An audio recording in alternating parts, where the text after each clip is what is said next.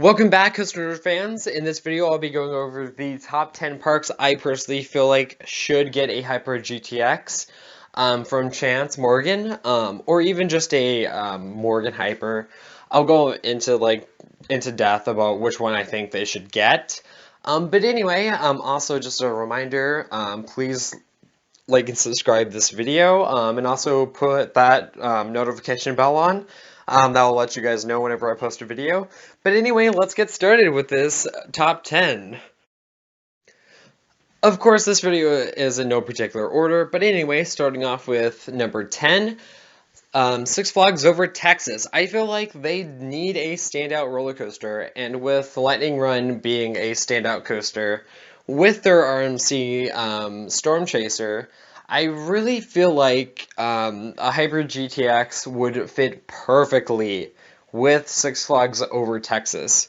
They already have a hyper coaster with Titan, and I just feel like a 100-foot coaster would really fit them with lots of airtime. I mean, they have New Texas Giant, but of course that is one of the that was the first RMC hybrid coaster. So something like a Hyper GTX I feel like would really go well with Six Flags Over Texas's lineup. Where this could go, I'm not going to really go into detail, of course, but I feel like this would also be a really good fit in general for the Texas area. Number 9 is Frontier City in Oklahoma City, Oklahoma. This is a smaller Six Flags park, but I really feel like they could actually do with a Hyper GTX. I don't know if they have any height restrictions or anything, so I could see a hyper coaster going to Frontier City, but just because of the attractions that they have and how much money that they make per year, and it's kind of just a really secluded Six Flags park, I really do feel like they could benefit from a Hyper GTX, especially if it replaces a coaster. Even though I really don't want to see Diamondback leave, if they do replace a Hyper GTX with anything, I'd say put it where Diamondback is, just because it's in the front of the park by the parking lot. But anyway, that is my number 9 pick for the parks to hopefully get, or should get, a Hyper GTX. Number 8 is a Cedar Fair park, which is King's Dominion. I feel like King's Dominion could honestly benefit from a modern Morgan Chance hyper coaster, just because they can't get a B&M and because of Busch Gardens Williamsburg with Apollo's Chariot, and Cedar Fair does not work with Intamin. So if King's Dominion were to get a hyper coaster, why not a modern hyper from Chance Morgan?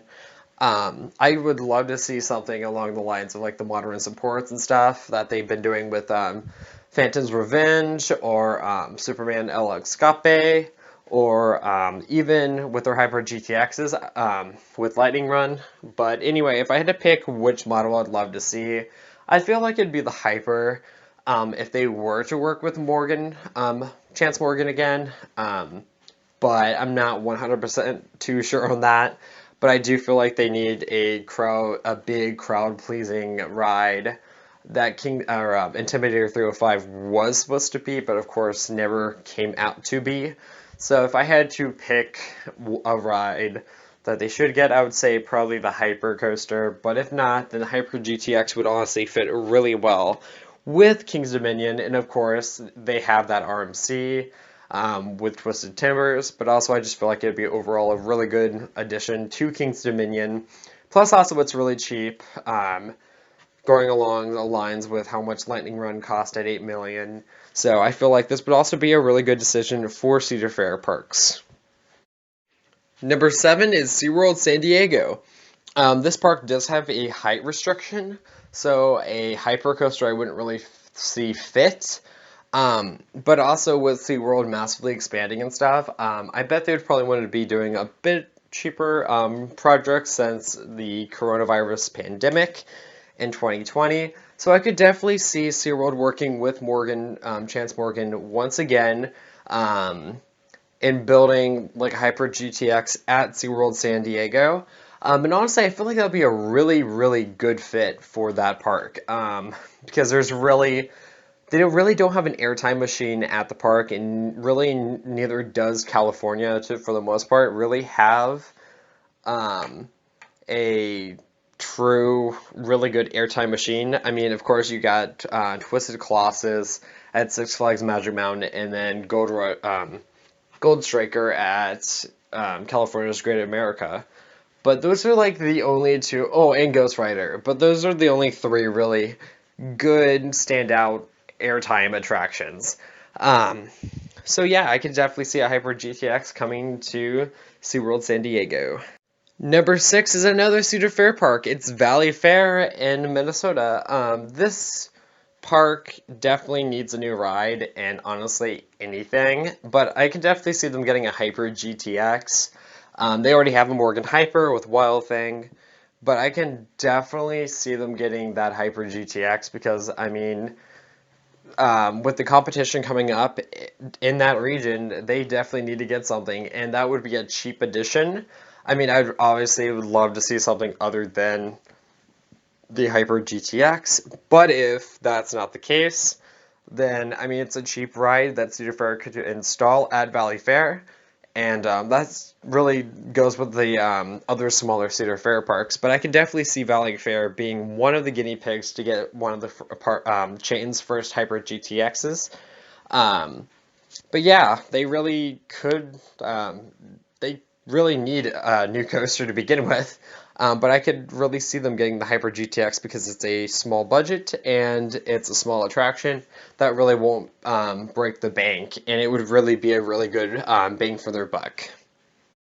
Number 5 is Six Flags Darien Lake. This is also another newly acquired Six Flags park that desperately needs help, and this park is massive. I could really see anything that Six Flags wants to do with them.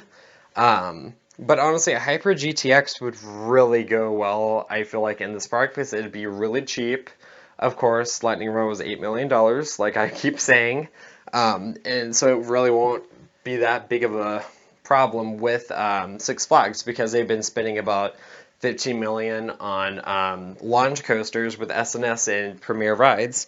So I could really see an $8 million to a $10 million Hyper GTX coming to Six Flags Darien Lake. And honestly, I feel like it'd be a really good thing for Darien Lake, especially after getting Tantrum and nothing really in the past decade. So if Six Flags were to throw them a bone, I'd say Hyper GTX would be perfect for Six Flags Darien Lake. Number 4 is Laronde. This is also another Six Flags park. And again, this is just another one of those parks that I feel like Six Flags needs to throw a bone. I mean, they're getting the relocated Green Lantern from Six Flags to Magic Mountain as La Vipere. Sorry about stumbling on that. But I really see a Hyper GTX really working. I'm not too sure either on this park having a height restriction or not. But I really do feel like a Hyper GTX would really make their ride stand out, collection stand out. They really need a standout attraction as like their only ride that really stands out is Goliath. And even then, I heard that's still a mediocre B&M a roller coaster. I wouldn't really call it a hyper because it's under hyper requirements, but still. They really don't have a standout attraction. So a Hyper GTX would be perfect at this park. Plus also it's really cheap, and Six Flags really doesn't like spending money at all when it comes down to big major roller coasters, so I think this would also just be perfect for Six Flags. Number 3 is also a no surprise, another small Cedar Fair park. And this is Worlds of Fun. They already have the Morgan Hyper, Mamba, but I really feel like they deserve another really standout attraction besides Prowler. I wouldn't really say Patriot's a standout attraction for the most part whenever someone wants to go to Worlds of Fun. It's literally just for Prowler. I wouldn't really say Timberwolf much, but I will say Timberwolf is definitely a really good coaster that most people are really estimating it.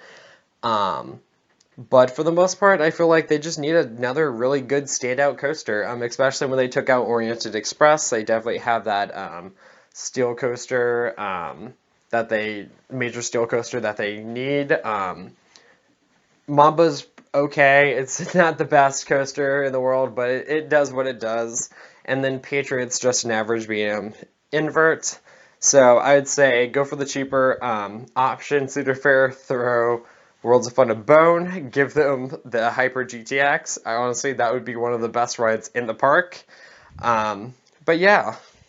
Number two is Dorney Park, another small Cedar Fair park. I really feel like these smaller Cedar Fair parks, the Hyper GTXs, are just screaming to be built at. Um, and Dorney is just one of them. The only major problem I really see is if they get the Gravity Group shuttle coaster in the room that the park has. I hate to say it, but Dorney Park does it really is a small park. It really is. It feels landlocked, which isn't a bad thing or a good thing, but it'd be a big challenge to see where they would put the Hyper GTX in the park. I'd be really interested. Plus, also, there's a lot of terrain at Dorney Park. Plus, also, they already have a Morgan Hyper in Steel Force, so I mean that just adds to make a modern day Hyper GTX. They could. I don't care if they went with the clone or whatever because Lightning Run is of course amazing, like I've said. But I feel like Dorney Park definitely should get a Hyper GTX, but I feel like they're less likely to get a Hyper GTX, especially if the Gravity Group shuttle coaster falls into plans. And this is basically going to be number one to begin with. This was the first park I thought of when it comes down to Hyper GTX. But this is Six Flags St. Louis. This park needs a new coaster to begin with. They haven't gotten a new one since like 2012, and that was just a relocated Boomerang. They haven't really had a new original ride in a while.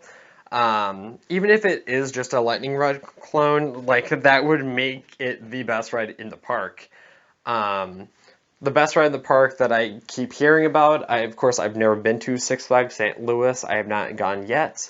But the best ride I've heard is mixed between American Thunder and Mr. Freeze Reverse Blast. So I think they need a good number one contention. Like, you know what the number one ride at the park is. The one that everyone loves. I feel like that park really needs just a stayed out attraction. But if they don't, of course, get that, then RMC Boss or an RMC Single Rail, those three coasters are like drastically needed at the Six Flags Park. But anyway, if you guys like this video, leave a like, leave a comment, and we'll see you guys out in the queues.